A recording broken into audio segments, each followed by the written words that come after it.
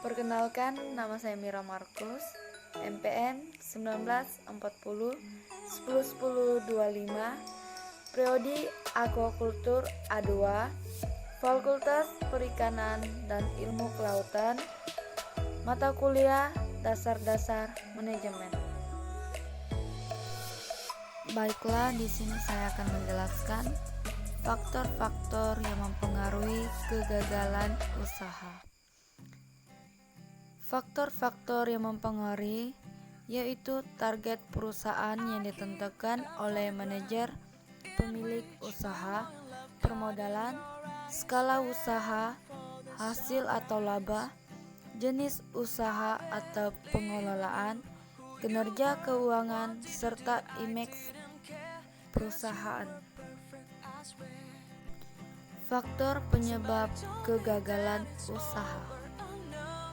Ada berbagai faktor yang dapat menyebabkan perusahaan mengalami kegagalan. Di antaranya adalah faktor ekonomi, kesalahan manajemen, dan bencana alam.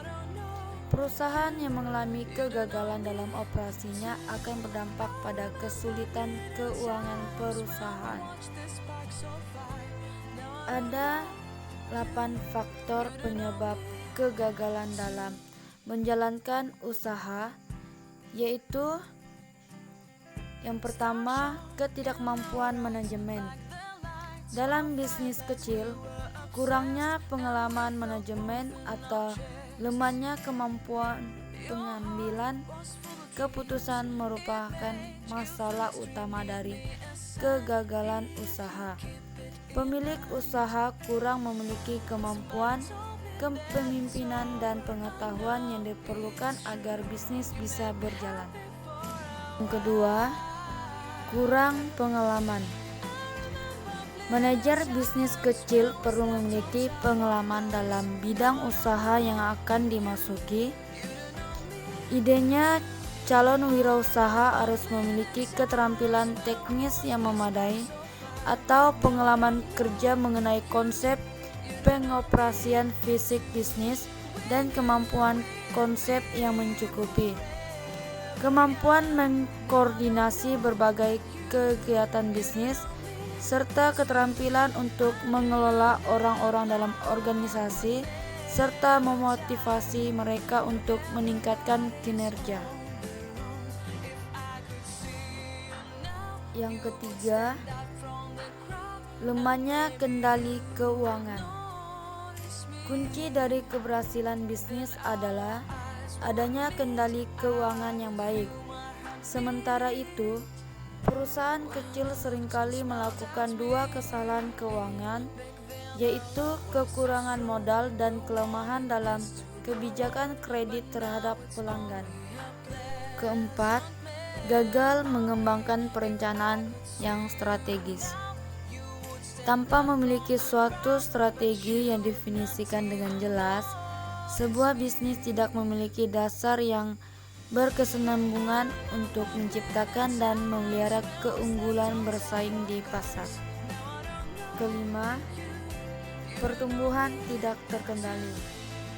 Pertumbuhan merupakan sesuatu yang alamiah, sehat, dan didambakan oleh semua perusahaan. Namun demikian, pertumbuhan haruslah terencana dan terkendali.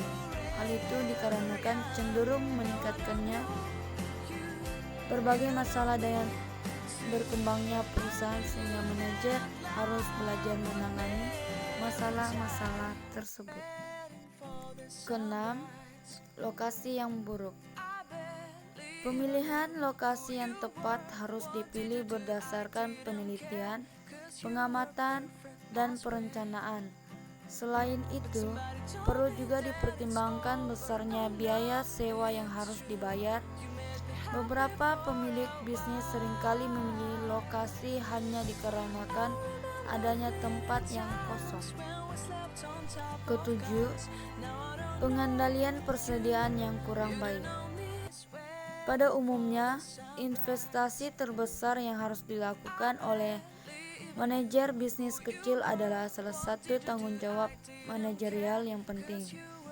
Tingkat persediaan yang tidak mencukupi akan mengakibatkan kekurangan dan kehabisan stok sehingga pelanggan merasa kecewa dan pergi. Dan yang terakhir yaitu yang kedelapan, ketidakmampuan membuat transisi usaha. Setelah berdiri dan berkembang, biasanya diperlukan adanya perubahan gaya manajemen yang secara drastis berbeda.